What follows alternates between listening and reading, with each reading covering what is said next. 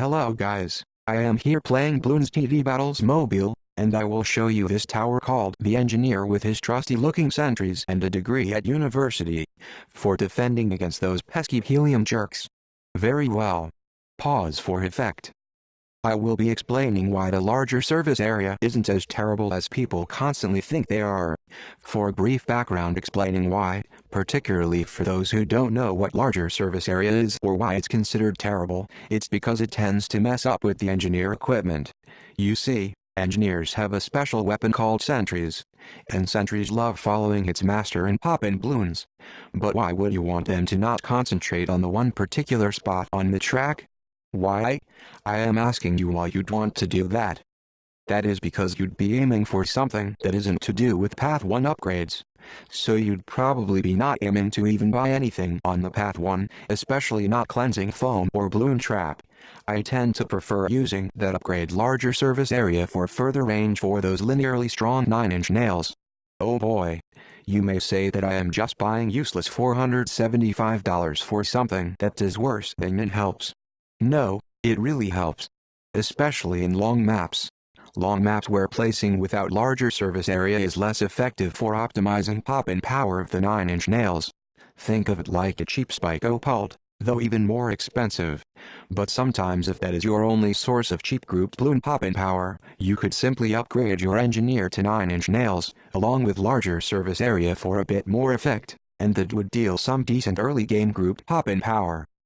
That being said, I still think larger service area is still way too expensive to get for its value.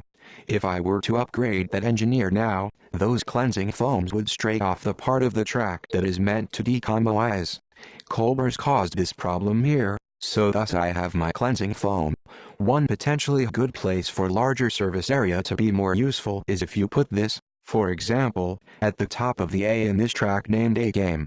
That way, it could do some really decent damage to those grouped balloon rushes.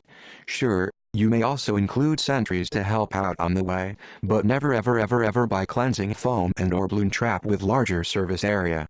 Remember, larger service area messes up engineer equipment, right? Why should the larger service area be cheaper, may you ask?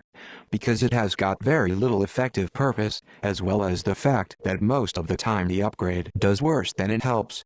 Many times I tell you about the problems of diverting engineer equipment to places that aren't desired, and many times have I told you that it only really helps 9-inch nails become more effective. Now I have to tell you about the lost upgrade sprockets. Nobody uses it either.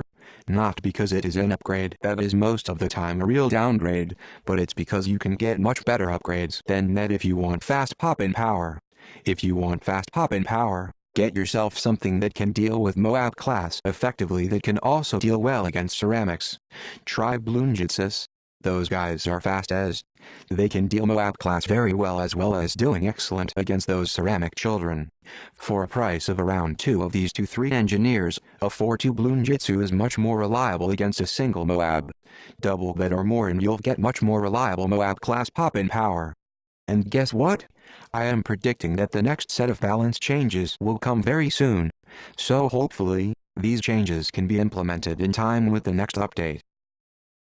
So what do you think about the larger service area? Is it useful, useless, or detrimental? Comment below or do the poll on the right-hand corner for some input. Be sure to make your comments useful, and do not put in things like first or second because that would be spam. Have a service day.